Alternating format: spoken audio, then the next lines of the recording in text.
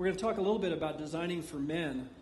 We didn't talk about this when this church was underway, but I think you guys really attended to, and I don't know if you guys did it intentionally here, Mike, but the idea here is that churches that are succeeding today are getting rid of the frou-frou.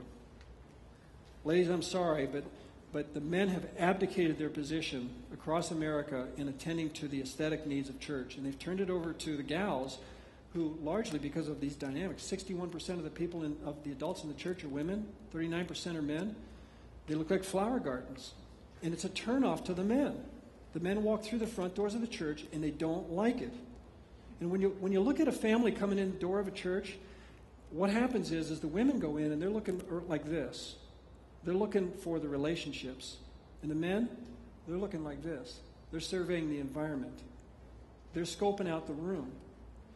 It's important to think about the aesthetics of masculine design when you design churches. Think hard about that. The dynamics that are happening, there's this great book out there called Why Men Hate Church.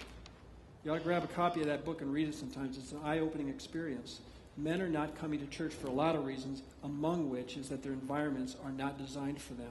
So let's think harder about how to do that. And the statistics say that if you can get a man to come to church, a man who has a family, you have a far, far greater percentage of success getting the family to attend with him. If a woman goes to church, you have a far less chance. The statistics, I can't remember the exact numbers, but it's something like 90% to 30%. Hugely more successful if you can get the man to attend church.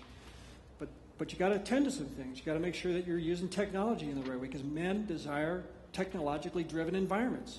You got to think about color, the way that these spaces are designed. Think about color intentionally. Creating challenge, risk, adventure, those kinds of programs have to match up. And having a unique and clear mission, being intentional about that is very important. Excellence is very important. Thinking about color.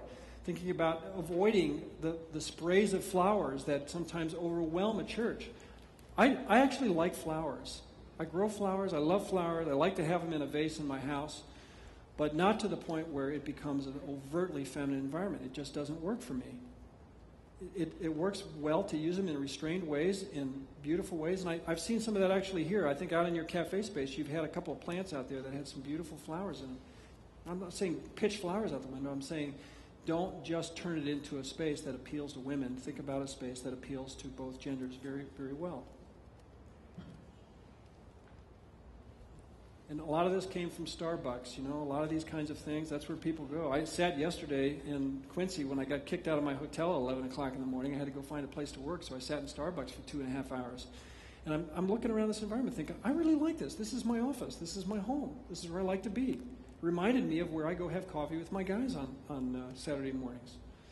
This is a church that there were a couple of men in the congregation that did heavy timber framing and stone masonry, and they said, we want to make a lodge out of this. We want this space to be a lodge. It's a church that's grown from 200 to 800 in about 6 years. We're doing the second phase of their church right now. Incorporating modern technology, very important to attend to those kinds of needs.